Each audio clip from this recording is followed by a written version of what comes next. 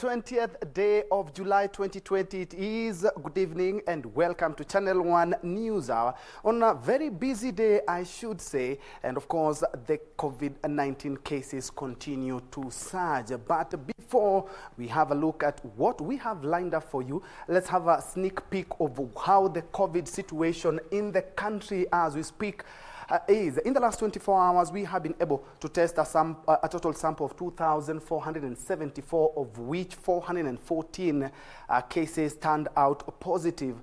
On a positive note, though, we have 494 recoveries, and today we have lost 4 souls to the novel coronavirus.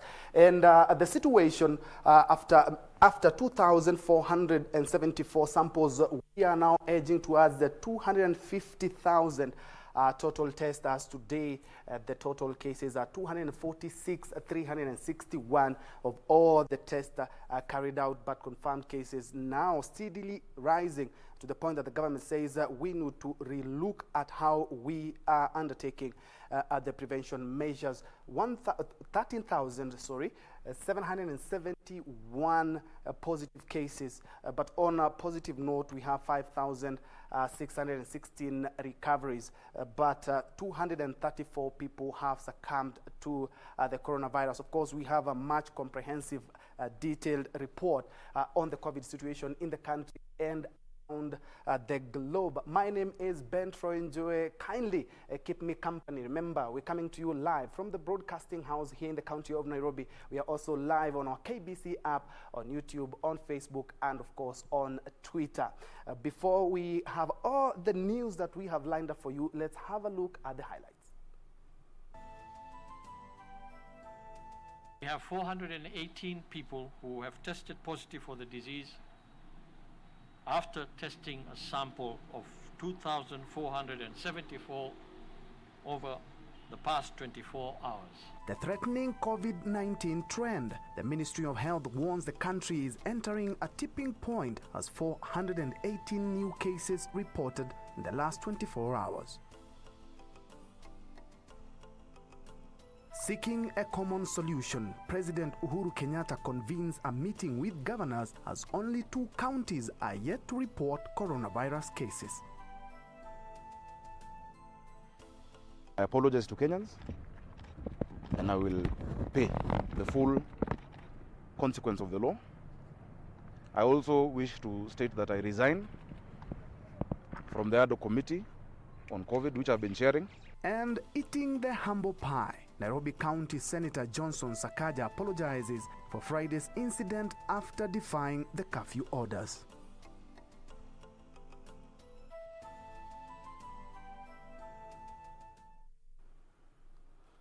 Simon Karoda is my co-pilot on the bottom of your screen at Ben Troy Njue at KBC Channel 1. Remember, the hashtag to use is NewsHour. Well, straight to the news, the government is warning Kenyans that the country is edging to a time bomb if behavior is not going to change in combating the coronavirus pandemic. The Ministry of Health sounded the desperate warning as 418 cases were confirmed positive for the virus in the last 24 hours from 2,474 samples. And according to the ministry, 93% of the caseload are community spread, with only 2 counties of Baringo and West Pokot spared. Only 2. Kenyans tested positive for coronavirus, bringing Kenya's caseload to 13,771. Some 4 people succumbed to the virus over a similar period, with the Kenya's death toll now standing at 238. The Ministry of Health further reports that 93% of Kenya's infections, about 12,800 of the total cases, are community spread. What this means is that now we have community transmission well entrenched within the counties, and we should expect to see more and more people who will turn out positive as time proceeds. The ministry worried on the complacency by a section of Kenyans who still think the virus was just another hoax. In the past few days, we have continued to witness misbehavior by some Kenyans including some of our leaders who are hell-bent on flouting all measures that have been put in place. I am saddened that particularly here in Nairobi, where the numbers are growing in their hundreds every day, a lot of people do not seem to care and have thrown all caution to the wind. Nairobi County takes the lead of counties affected with 8,036 cases. Mombasa has 1,841. Kiambu comes third with 823 cases. Kajiado 697, Busia 636, while Machakos and Migori counties 400 and 215 respectively. Nakuru 200 cases, Uasin Gishu 166, Kilifi 95, Makueni 72 and Kwale 56 cases. This virus has spread in most of our villages and towns in the country, and probably there are many undetected cases, as the targeted testing that continues throughout the country may not have unraveled some of these scenarios. Health Chief Administrative Secretary Dr. Rashid Aman also noted 494 COVID cases have been discharged in 24 hours, raising recoveries registered since April 1st to 5,616. The recoveries include 465 patients who had been placed under the home-based care program. As the coronavirus pandemic continues to devastate countries, and with scientists working round the clock to develop a vaccine for this deadly contagion, people are being urged to adhere to guidelines believed to be effective in preventing further spread of this deadly disease, including washing of hands, wearing the face masks, and staying at home where necessary. Purity Museo, Channel 1 News, Nairobi. President Uhuru Kenyatta has convened the 5th extraordinary session of the national and county governments coordinating summit following an increase in the COVID-19 infections. The summit is scheduled to take place this Friday, July the 24th, to assess the county's state of preparedness, among other issues. COVID-19 infections have now been recorded in 45 out of 47 counties across the country. 2 weeks since the lifting of some of the restrictions that had been adopted to curb the spread of the novel coronavirus, the number of cases is increasing by the day. 688 is so far the highest number of infections ever recorded in a single day. The worrying statistics now seemingly sending shockwaves. President Uhuru Kenyatta's national address on the 6th of July warned of a possible lockdown should the infection rate increase beyond control. In the next 21 days, we shall study patterns of interactions and the spread of the disease. Any trends that signal a worsening of the pandemic, we will have no choice but to return to lockdown at zero option. COVID-19 is now said to be at full-blown community transmission, with 44 counties affected. Some counties are yet to meet the set threshold in containing the spread of the disease. It is on this premise that President Uhuru Kenyatta is on Friday set to hold a vital session of the national and county governments coordinating summit. The agenda to assess the county's state of preparedness within the wider national response to the pandemic and evaluate Kenya's overall national response and capacity. The session will also review the efficiency of the containment measures adopted, as well as the impact of the phased easing of the restrictions that were in place, and consider the evolution of the disease and the medical models on how COVID-19 may propagate within the country over the month of August and September. In a statement to Newsroom, the President urged Kenyans to continue adhering to the Ministry of Health protocols and guidelines in curbing the spread of the disease. The Ministry of Health says coronavirus transmission in the country has not reached its peak yet, and Kenyans should not relax. Health Chief Administrative Secretary Dr. Rashid Aman on Monday, while at a groundbreaking ceremony for the establishment of a COVID-19 specialized treatment facility funded by the United Nations in partnership with the Nairobi Hospital, said the country is not out of the woods yet. We now have full-blown community transmission, and modeling projections predict peaking sometime in August or September. This venture is very timely, and I hope that it will be up in place and operational by the time we begin to see these increased numbers. The 1.1 billion shillings project is expected to serve both the United Nations personnel and Kenyans. Kamche Menza for Channel 1 News. Moving on, Nairobi County Senator Johnson Sakaja has resigned as the chairman of the Senate Ad Hoc Committee on COVID-19 following Friday night incident where he was arrested for flouting regulations put in place to fight the coronavirus pandemic. Sakaja, who had been accused for trying to dodge the police, presented himself on Monday morning to Kilimani Police Station, where he admitted his mistake and apologized to Kenyans, saying he decided to step down from his position in the committee in order to set an example and take responsibility for his actions. However, the lawmaker faulted the police for what he termed as harassment of his family over the weekend when he was arrested.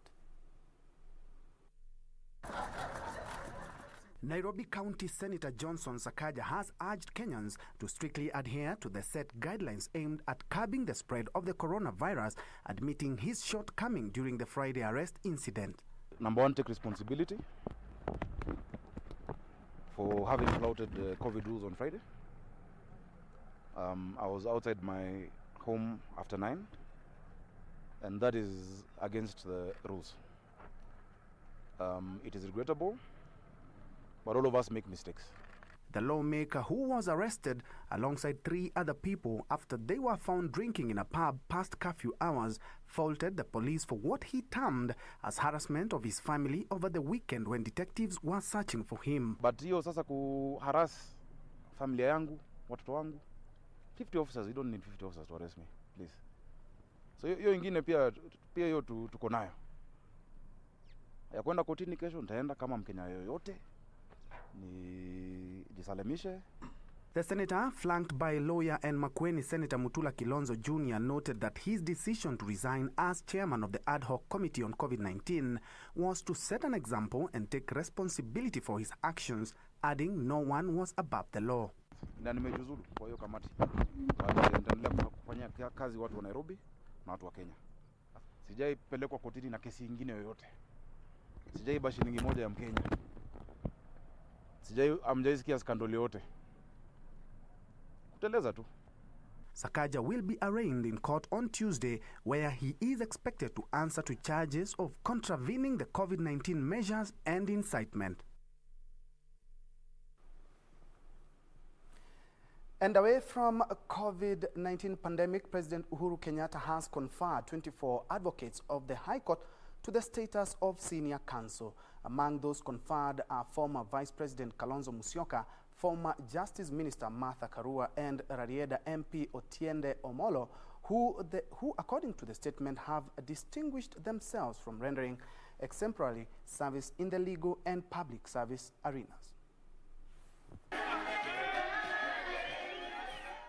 Former Vice President and Wiper Party leader Kalonzo Musyoka, former Director of Public Prosecutions Philip Murgor, na Kenya Party leader Martha Karua now joins a list of more than 25 lawyers in the country who have earned the status of senior counsel since the inception of the status in 2003. In a statement, the president conferred 24 advocates to the rank of the senior counsel in accordance with the recommendations of the Committee on Senior Counsel for having distinguished themselves by rendering exemplary service in the legal and public services arenas. Other advocates include Charles Waweru Gatonye, Rauta Adhiambo, Frederick Ngatia, Mohamed Nyaoga, Kioko Kilokumi, Dorcas Agik Odhong Odwor, Abdikadir Hussein Mohamed, and Polo Tiende Amolo. Since the inception of the senior counsel status in 2003, only 26 advocates out of 16,000 lawyers admitted to the bar have achieved the status every lawyer yearns to achieve. According to the Law Society of Kenya, one must have a minimum of 15 years experience as an advocate, high integrity, and unquestionable professional conduct to be vetted for the senior counsel status. One must also have contributed to the development of the legal profession through scholarly writings and presentations within the legal profession. In 2019 alone, about 20 lawyers had applied to join the senior counsel status. Ben Troy Njue, reporting for Channel 1 News. And on that note, we are taking our first short, quick break. But when we come back, more news on the COVID-19 and, of course, business and sports. Keep them coming at Ben Troy Njue at KBC Channel 1. Could be your suggestion, your comment, or even where you are watching us from.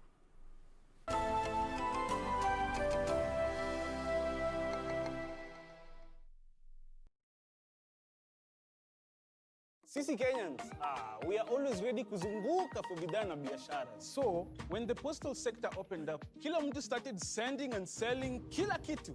And now, Kenyans have kadhaa local and international courier service providers and new e-commerce platforms. And in these times of crisis, our delivery and e-commerce networks are helping us send and receive parcels and goods purchased online safely. Now, the introduction of a national addressing system will fungua even stronger market links and leave no county behind. Mawasiliano kwetu, nguvu kwako. The Communications Authority of Kenya, opening your world.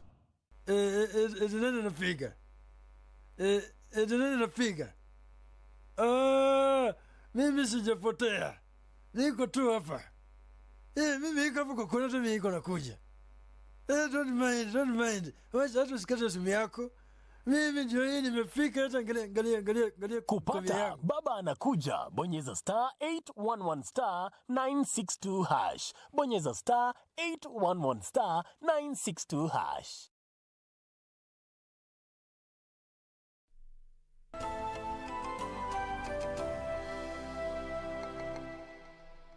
Welcome back. It's a pleasure having you on board. Moving on, the COVID-19 pandemic has not only left Kenyans living in fear, but has also disenfranchised a large segment of the population.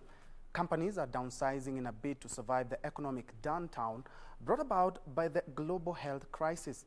Kenya's health sector has also found itself in unfamiliar territory, with a number of private hospitals forced to make painful decisions to wade through the turbulence caused by the pandemic. Take a look.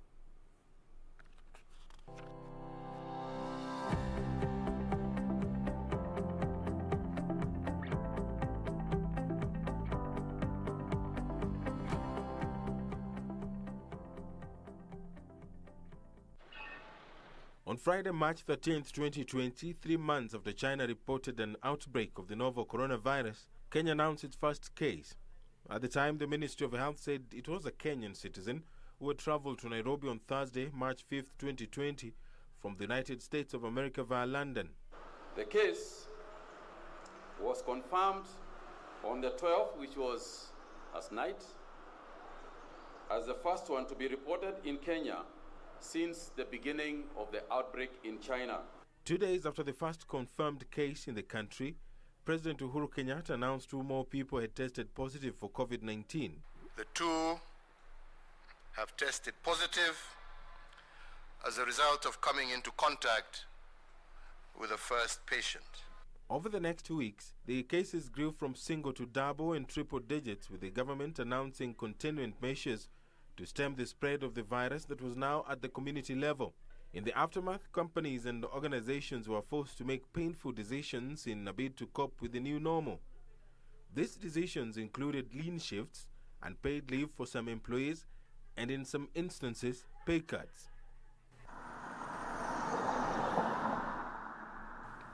The MP Shah Hospital was among the few private hospitals that effected staff pay cuts, citing loss of revenue due to the decline in the number of patients seeking treatment in its facilities. One of the austerity measures that we took was we significantly reduced our marketing expenditure, and we thought that it's important that we reduce certain expenses. We froze new recruitments. We also did not engage too much overtime. Locum doctors, locum... To come, I don't know. But for now, I can comfortably say that the trend hasn't changed for us.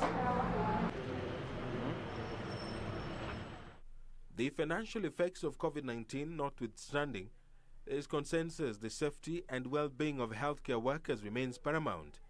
As of mid-July 2020, Kenya had lost 3 medical practitioners, a doctor and 2 nurses to the pandemic, highlighting the vulnerability of those working in the front line to save lives. If private sector do not come up with a mechanism to cushion health workers, it has eaten into their purchasing power. Because now if you're using 100 shillings to come and work, it means you're going to use 200 per day. If you're using 200 per day, to double to 400. Those are the dynamics, I think, in the private sector, they have not been tackled. In the public sector, we fought and the president agreed to bring the issue of a COVID-19 frontline healthcare workers welfare package. That package was to be on for a period of 3 months. I think most of the counties have not paid, but a few have started paying. Money has been released, and I expect that all counties should be able to pay that money. With coronavirus cases now in their thousands and more healthcare workers becoming susceptible to infection, the challenge is on the country to prove it can flatten the curve and defeat the deadly virus. For Channel 1 News, I am Edward Kabasa. Thanks, Kabasa, for that. Well, the preliminary results of a clinical trial in the United Kingdom suggest a new treatment for COVID-19 reduces the number of patients needing intensive care, according to a company that developed it. The treatment from a Southampton-based biotech Sakaja uses a protein called interferon beta, which the body produces when it gets a viral infection. Meanwhile, the European Union talks aimed at reaching an agreement on a huge post-coronavirus recovery fund has stretched into a 4th day. The main division in EU is between countries hit hardest by the virus, such as Italy and Spain, and some EU members seeking to limit the size of the fund and stricter controls on its use. They argue that the proposed 750 billion euros package is too large and should be repayable loans rather than grants. In the early hours of Monday, French President Emmanuel Macron reportedly banged his hand on the table and threatened to walk out of the discussions. However, as he arrived for the afternoon session, he said he was starting with a lot of determination to make progress.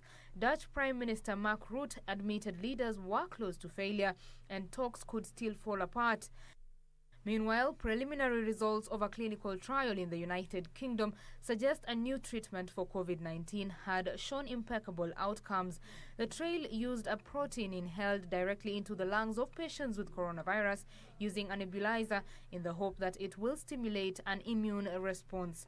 The initial findings suggest the treatment cut the odds of a COVID-19 patient in hospital developing severe disease, such as requiring ventilation, by 79%. Patients were 2 to 3 times more likely to recover to the point where everyday activities were not compromised by their illness, Sakaja claims. It said the trial also indicated very significant reductions in breathlessness among patients who received the treatment.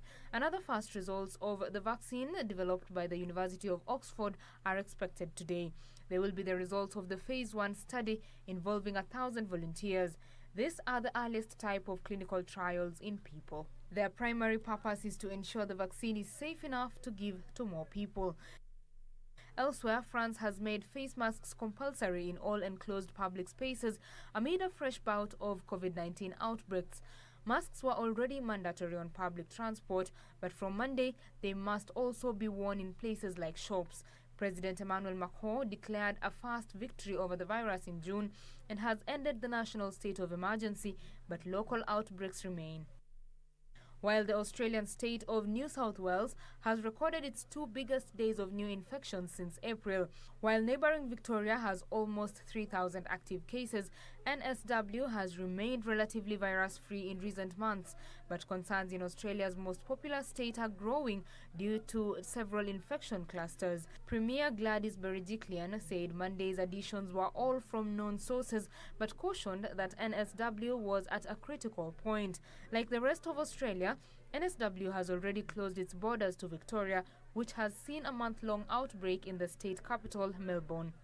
In China, cinemas have reopened their doors 6 months after closure, with some people taking their seats at the stroke of midnight. But going to the cinema isn't quite like it was before. There are strict requirements for customers to pre-book their tickets online, and cinemas are ordered to stay at 30% of regular capacity. Finally, Nigeria's Foreign Affairs Minister Geoffrey Onyema has tested positive for COVID-19, the respiratory disease caused by coronavirus. Onyema announced in a tweet on Sunday that he would be isolating at a health facility. He took the test following a throat irritation, one of the symptoms of the disease. Some light at the end of the tunnel. Moving on, the National Water Harvesting and Storage Authority has allocated 100 million shillings for flood mitigation in prone areas of Kochia, Homa Bay County. Elsewhere, over 1,000 people living with diabetes from Nyandarua West Sub-County have benefited from food donations by a group of professionals from the area. More of these and other stories in our county news roundup. Speaking during the commencement of the construction of dikes in flood-prone areas of Kochia, Homa Bay County, the Chief Administrative Secretary in the Ministry of Water and Irrigation, Andrew Timur, said the project will also see the locals access clean water. The multi-billion irrigation scheme, which covers the vast Karachuonyo and Kochia regions in Homa Bay County, will take 6 months to complete. The only way University of Oxford are expected today. They will be the results of the Phase 1 study involving 1,000 volunteers. These are the earliest type of clinical trials in people. Their primary purpose is to ensure the vaccine is safe enough to give to more people. Elsewhere, France has made face masks compulsory in all enclosed public spaces amid a fresh bout of COVID-19 outbreaks. Masks were already mandatory on public transport, but from Monday, they must also be worn in places like shops. President Emmanuel Macron declared a fast victory over the virus in June and has ended the national state of emergency, but local outbreaks remain. While the Australian state of New South Wales has recorded its 2 biggest days of new infections since April, while neighbouring Victoria has almost 3,000 active cases, NSW has remained relatively virus-free in recent months, but concerns in Australia's most popular state are growing due to several infection clusters. Premier Gladys Berejiklian said Monday's additions were all from known sources, but cautioned that NSW was at a critical point. Like the rest of Australia, NSW has already closed its borders to Victoria, which has seen a month-long outbreak in the state capital, Melbourne. In China, cinemas have reopened their doors 6 months after closure, with some people taking their seats at the stroke of midnight. But going to the cinema isn't quite like it was before. There are strict requirements for customers to pre-book their tickets online, and cinemas are ordered to stay at 30% of regular capacity. Finally, Nigeria's Foreign Affairs Minister Geoffrey Onyema has tested positive for COVID-19, the respiratory disease caused by coronavirus. Onyema announced in a tweet on Sunday that he would be isolating at a health facility. He took the test following a throat irritation, one of the symptoms of the disease. Some light at the end of the tunnel. Moving on, the National Water Harvesting and Storage Authority has allocated 100 million shillings for flood mitigation in prone areas of Kochia, Homa Bay County. Elsewhere, over 1,000 people living with diabetes from Nyandarua West Sub-County have benefited from food donations by a group of professionals from the area. More of these and other stories in our county news roundup. Speaking during the commencement of the construction of dikes in flood-prone areas of Kochia, Homa Bay County, the Chief Administrative Secretary in the Ministry of Water and Irrigation, Andrew Timur, said the project will also see the locals access clean water. The multi-billion irrigation scheme, which covers the vast Karachuonyo and Kochia regions in Homa Bay County, will take 6 months to complete. The only way to help with the food distribution is to construct dikes that is going to make sure that water does not flow into the villages so that it does not overflow its banks. This project is going to cost up to 100 million shillings. Already the first part had been done, the designs and so on, but this year we've put another 40 million shillings so that we complete it before the end of December. In another development, Migori Governor Okodho Bado has called on the national government to consider expanding Gogo Falls along River Kuja as a flood mitigation approach. A lot of that water will be stored in that dam and only get released to run that power station. And even that power station, there are plans to expand it. Residents of Jomvu Ku area, Jomvu constituency in Mombasa County held peaceful demonstration to protest what they claimed as land accusation by non-locals. Hasa sisi kwa jumla tunataka serikali kuu iangalie kwa urefu sana jambo hili. In Uasin Gishu County, 3 key robbery with violence suspects have been arrested by DCI officers at Lagas Estate in Eldoret Town. These are 2 gentlemen and a lady. The lady is a wife to one of the suspects, and they've been connected to a series of robberies and burglaries. One of the gentlemen is alleged to have even raped a victim in the course of a robbery. Ni vijana wadogo sana, so tunaomba serikali yetu iweze kufuata njia mzuri ya kuwashika. In Mandera County, a section of Muslim clerics are advocating for masla, a traditional dispute resolution method where 100 camels are paid for killing a person. The clerics claim the move will curb crime in the region as the penalty is too grievous to bear and also serve to unite the disputing parties. Hiyo ni muhimu sana na tunaunga mkono kama sisi na wazee kuanzia leo. Hiyo nidhamu ni mzuri sana kwa sababu hii tukichukua tunaamini kwamba inakomisha mambo ya conflict.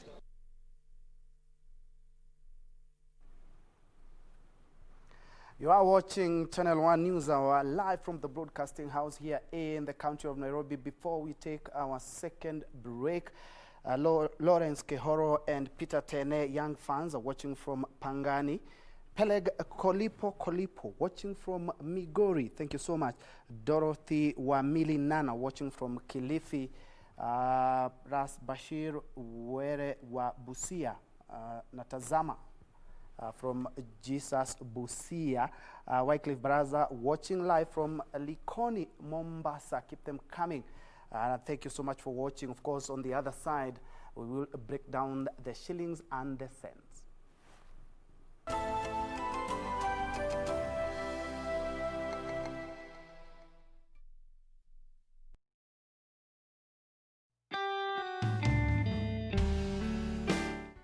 Hamjambo wa Kenya wenzangu. Mimi ni Mheshimiwa Mize. Ninalotaka kuambia ni kuwasihi ya kwamba corona iko.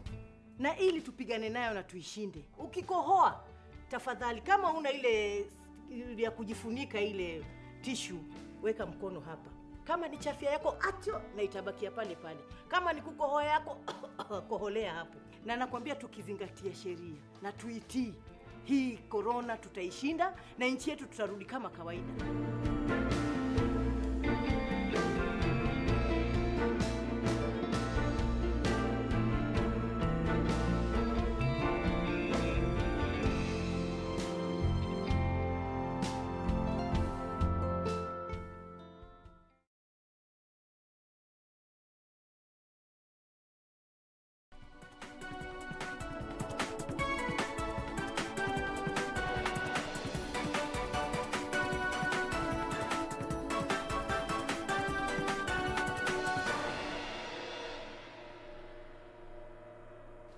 Now, the cabinet has approved writing of 62 billion shillings debt owed by 5 state-owned sugar millers, paving way for privatization of the running of the sugar companies.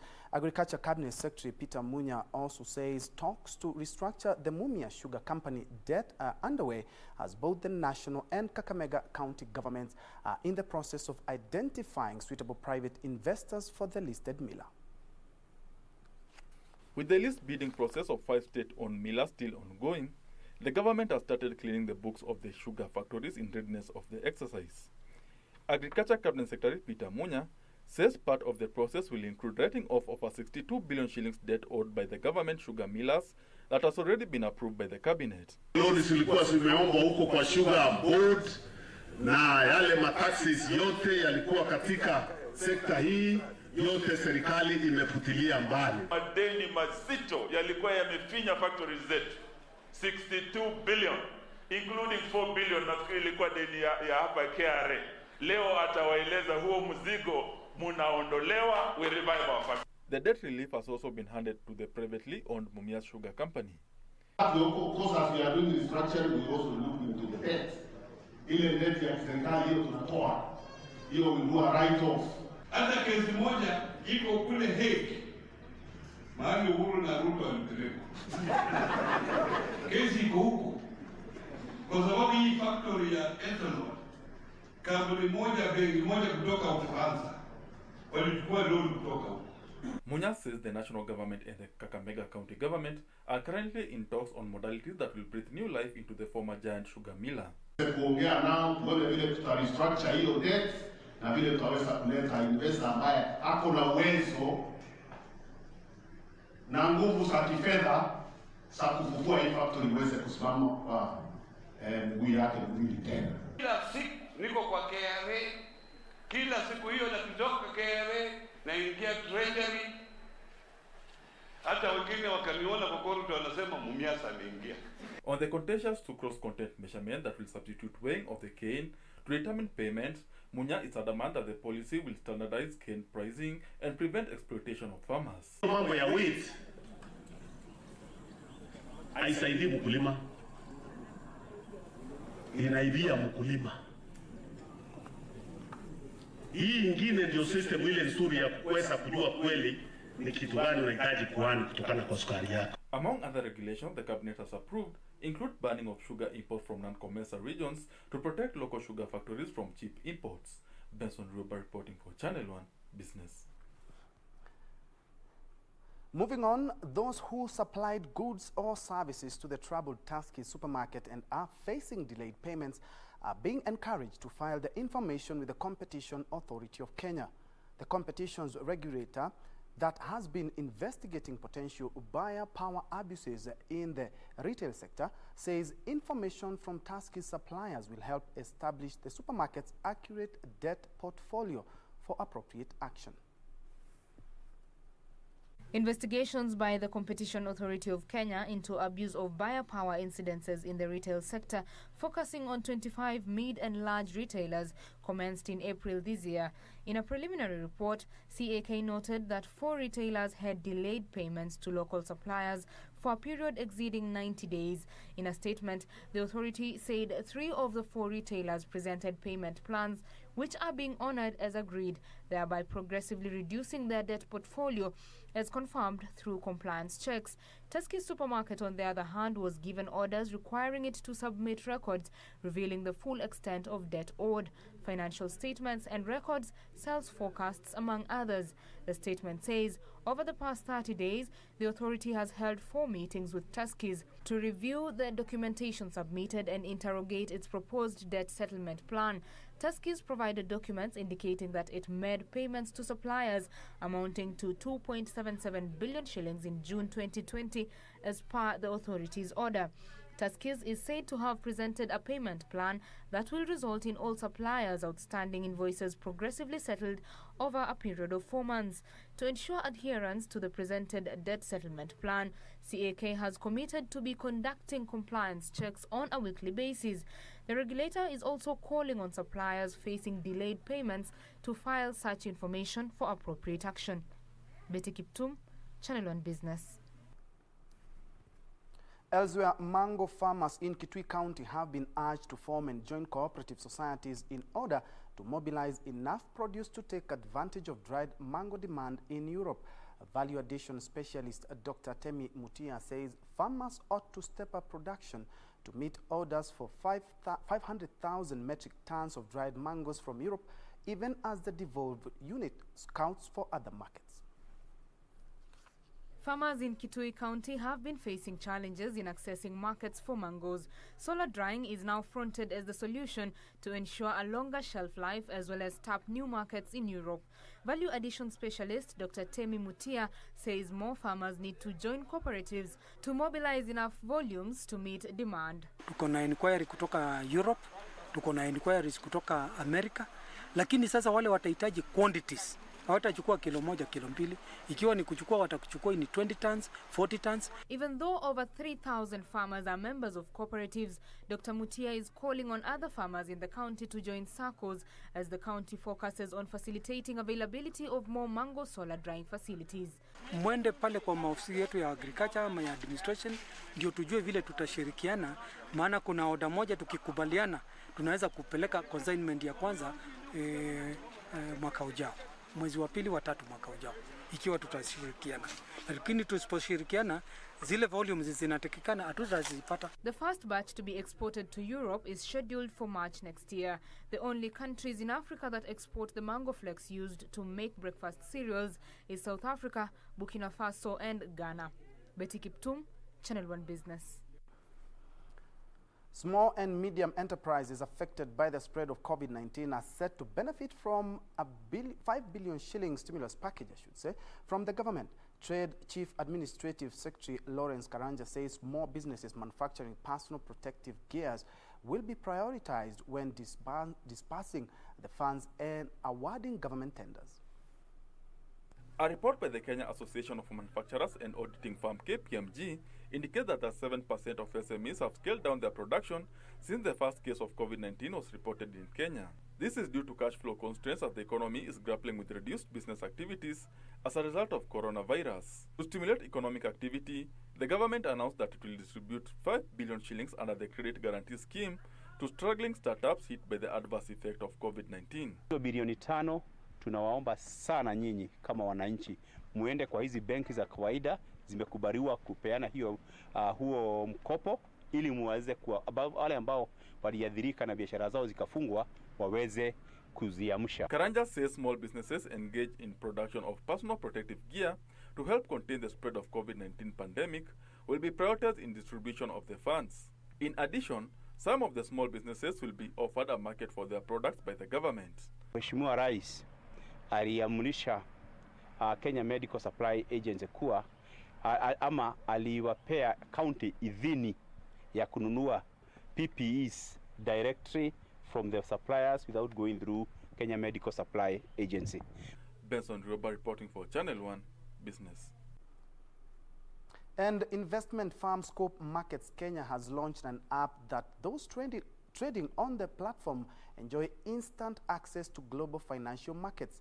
The Scope Markets app offers clients over 500 investment opportunities across global financial markets. Details of this and more in our corporate briefs roundup. The launch of the Scope Markets app is part of a Scope Markets Kenya strategy of enriching the customer experience while offering clients access to global trading opportunities. Asset classes in the global financial markets available on the platform include single stocks in the US, UK and EU, such as Facebook, Amazon, Apple, Netflix, Google, Carrefour and much more. Elsewhere, plans are at an advanced stage to roll out services of the National Data Center located at Konza Technopolis following the completion of Phase 1 of the project. Speaking during a site visit to the Konza Technopolis, ICT Principal Secretary Dr. Jerome Ochieng says government agencies will be the early movers to the data center, whose services will be also available for private entities as part of the commercialization plan. With more emphasis being put on use of technology post-COVID and during this COVID period, I know storage requirement is going to be of great importance, and certainly the data center at Konza has come in handy to solve that particular problem. I can attest to a very good progress on all the projects which are ongoing. We have the horizontal development. We have a data center which is almost complete. Finally, Dell Technologies has introduced a new portfolio of enterprise and consumer solutions that accelerate the digital delivery of modern IT services that can differentiate a business, its products and operations. This includes new technologies and products across commercial PCs, storage and cloud. Dell says the COVID-19 pandemic has disrupted the ICT industry globally, hence the need to increase investments in digital technologies. Dell Technologies Vice President of Emerging Africa Habib Mahakian said, in this time of intense change, we see technology as a key path to economic recovery, and companies need to build and strengthen the foundations for their digital future. Betty Kiptum, Channel 1 Business.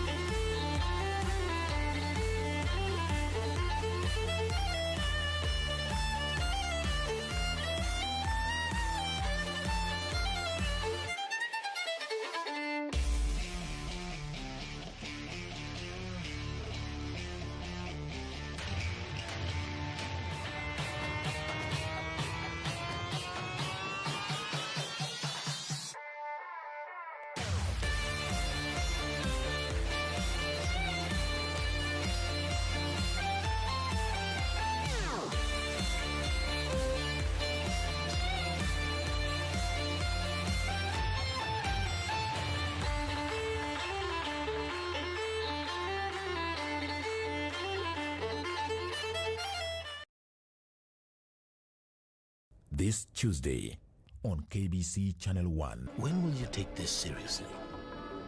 This is exactly what got Richard killed. You are my first and only love.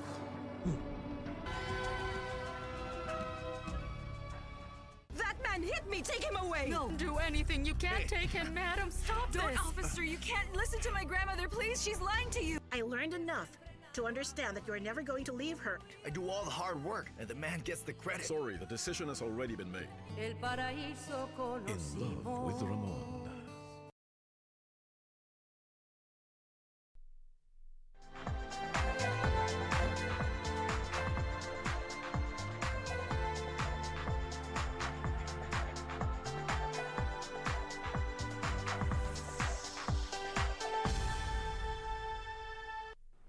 Time to play now. We begin in Kericho, where Kericho Green Stadium renovation works have been completed in the 40,000-seat capacity ground that was developed by the county government of Kericho.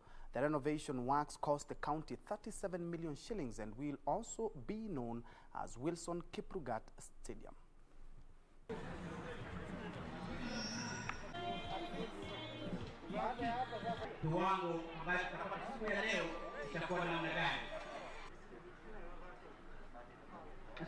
This facility will go a long way to develop talent, and especially sporting talent. We are very happy that this is the home of Zoo, which is giving Kericho a good name, and it's a very professional team. The time within which it was done is very good, and we are very grateful to the vision of His Excellency the Governor of Kericho for providing this. We know there are stadiums in this country that have costed nearly 5, 6, 7 times this, and it's not yet the standard at which Kericho is, and therefore we are grateful. Very excited to be here and to see some of the activities and some of the developments that have taken place here. You are aware that since the beginning of COVID-19, the athletes have really suffered. They have not had the chance to train, chance to compete, and it's purely because of the situation as it is, but more so because of lack of facilities. We will always remember you for what you have done to the athletics family. Sisi kwanza.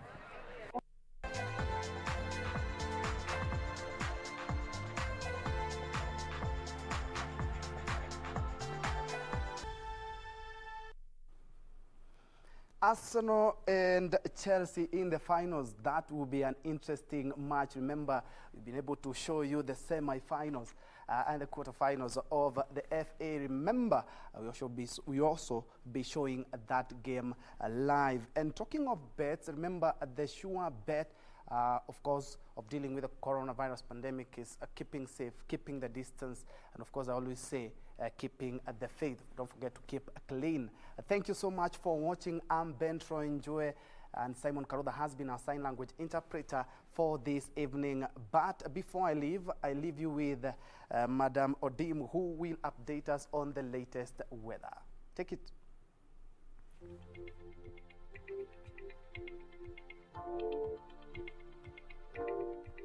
Great Troy, good evening everyone from wherever you are. This is Channel 1 Weather Update.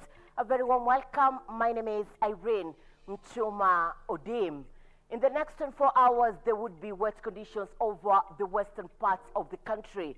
The southeastern lowlands, northeastern parts of the country, and the coastal strip will experience strong southerly winds of 12.5 meters per second Tuesday during the afternoon hours. And for you in Nairobi and Central Highlands, expect cool and cloudy weather conditions in the next 24 hours.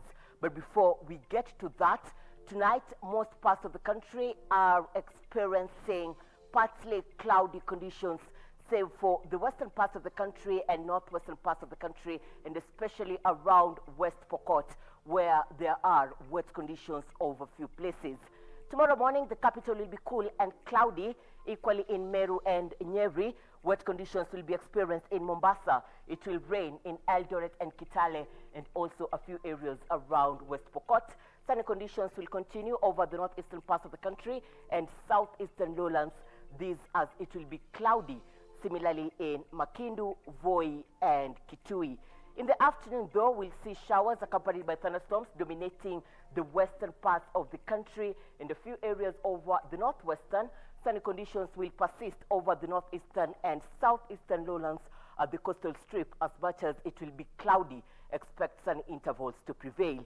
Temperatures have slightly gone up in the capital. We're expecting maximum of 23 degrees Celsius Tuesday. Tonight, temperatures stand at 12 degrees Celsius. The highest temperatures across the country will be experienced in Mandera and Lodwar at 34 degrees Celsius. That is how weather is shaping up in the home country. Time for us to cross the borders and see how it will be in other parts of the world. Rain or shine, be warm, and see you tomorrow. God willing.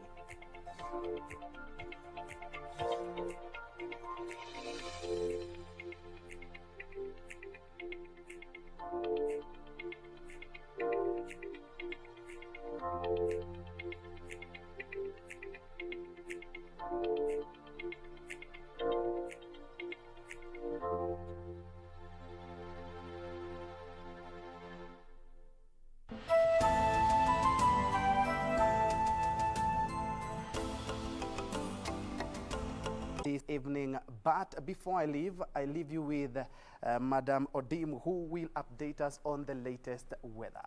Take it.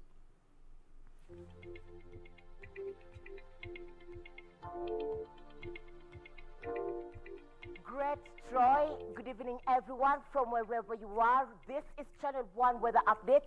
A very warm welcome. My name is Irene Mchuma Odim. In the next 24 hours, there would be wet conditions over the western parts of the country. The southeastern lowlands, northeastern parts of the country, and the coastal strip will experience strong southerly winds of 12.5 meters per second Tuesday during the afternoon hours.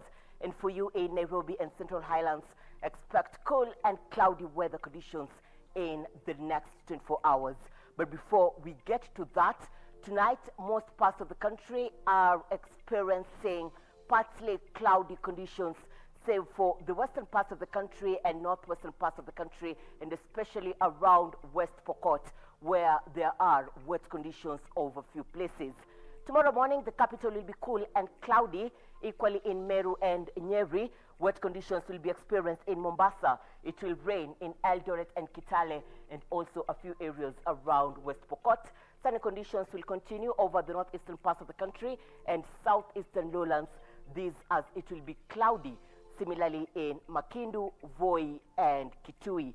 In the afternoon, though, we'll see showers accompanied by thunderstorms dominating the western parts of the country. In a few areas over the northwestern, sunny conditions will persist over the northeastern and southeastern lowlands at the coastal strip. As much as it will be cloudy, expect sunny intervals to prevail. Temperatures have slightly gone up in the capital. We're expecting maximum of 23 degrees Celsius. Tuesday, tonight, temperatures stand at 12 degrees Celsius. The highest temperatures across the country will be experienced in Mandera and Lodwar at 34 degrees Celsius. That is how weather is shaping up in the home country. Time for us to cross the borders and see how it will be in other parts of the world. Rain or shine, be warm, and see you tomorrow. God willing.